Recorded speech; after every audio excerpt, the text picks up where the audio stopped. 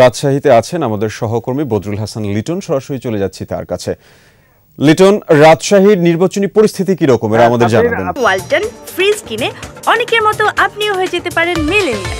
সেরা পণ্যের সেরা অফার।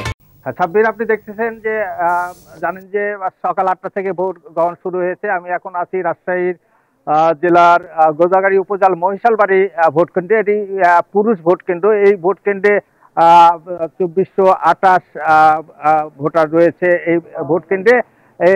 এখানকার যে রিটার্নিং অফিসার সে আমাকে জানিয়েছে যে এখন পর্যন্ত 5% এখানে ভোট পড়েছে। আপনারা জানেন যে রাজশাহীতে 2টি উপজেলায় নির্বাচন হচ্ছে, গোদাগাড়ী ও তানোর উপজেলায়। এই 2 উপজেলায় মোট 16 জন প্রার্থী তারা প্রতিদ্বন্দ্বিতা করছেন। এর মধ্যে চেয়ারম্যান পদে 7 জন প্রার্থী রয়েছেন। আমি যে উপজেলায় রয়েছি সেই গোদাগাড়ী উপজেলায় কিন্তু 5 জন চেয়ারম্যান প্রার্থী রয়েছেন।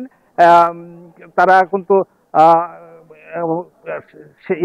ভোট কেন্দ্রে গিয়ে প্রার্থীরা ভোটও দিয়েছেন। কিছুক্ষণ আগে কিন্তু রাজশাহী বিভাগীয় কমিশনার সহ প্রশাসনের কর্মকর্তারা এই ভোট কেন্দ্রগুলো পরিদর্শন করেছেন। তাদের সঙ্গে আমি কথা বলেছি। তারা বলেছেন যে সুষ্ঠু এবং শান্তিপূর্ণভাবে এখন পর্যন্ত ভোট গ্রহণ চলছে।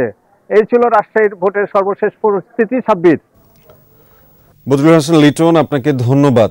দর্শক, রাজশাহীর 2টি উপজেলাতে হচ্ছে উপজেলা পরিষদ নির্বাচন, গোদাগাড়ী এবং তানোরে। গোদাগাড়ীর নির্বাচনী পরিস্থিতির খবর জানাচ্ছিলেন আমাদের সহকর্মী। ওয়ালটন ফ্রিজ কিনে অনেকের মতো আপনিও হয়ে যেতে পারেন মিলেনিয়াল। সেরা পণ্যের সেরা অফার।